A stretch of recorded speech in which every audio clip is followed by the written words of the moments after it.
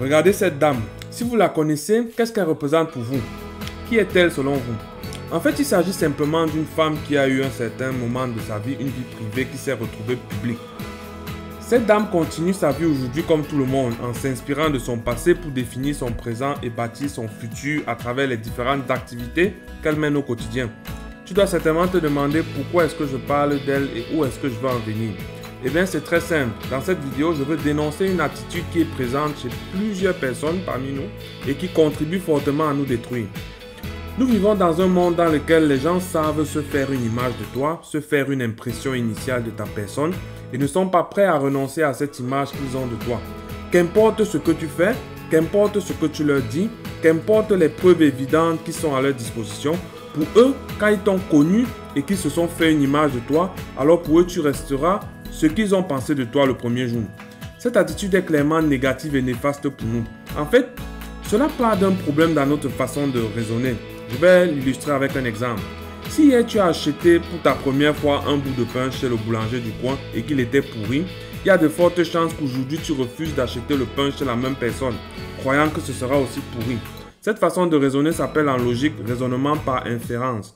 Elle consiste simplement à partir d'une observation initiale qu'on appelle prémisse, de partir en fait de cette observation initiale pour aboutir à une conclusion. Nous faisons tous de l'inférence et en général, c'est très utile et ça marche plutôt bien. Mais il faut que l'on comprenne que l'inférence ne garantit pas toujours la véracité de la conclusion. En d'autres termes, et pour reprendre mon exemple de tout à l'heure, il est absolument possible que le pain que je vais acheter chez le boulanger aujourd'hui soit de très bonne qualité et n'ait rien à voir avec celui d'hier. Nous devons intégrer le changement, nous devons savoir que les choses sont dynamiques, les choses peuvent évoluer. Et comment le savoir? Eh bien tout simplement en donnant du crédit aux informations à notre disposition. Nous ne savons pas faire cela. La première impression qu'on s'est faite de quelqu'un ou de quelque chose est souvent celle que l'on conserve à vie. Même lorsqu'on a des données nouvelles qui nous amèneraient à revoir notre position, on préfère toujours ne pas donner du crédit à ces informations. On préfère toujours chercher à se concentrer sur les données qui confirment notre croyance initiale. On tombe dans ce qu'on appelle le biais de confirmation. Parfois même, il n'existe plus aucune donnée, aucune information, aucune preuve pour valider notre croyance initiale.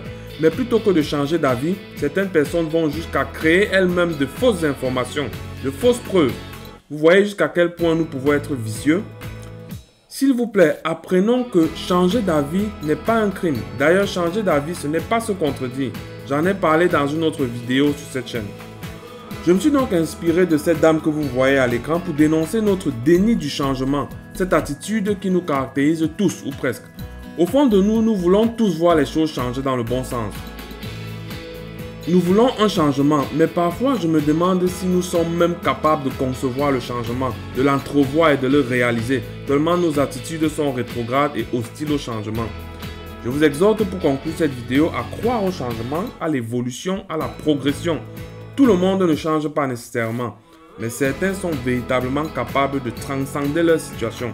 Intégrons cela dans nos têtes et soyons ouverts d'esprit.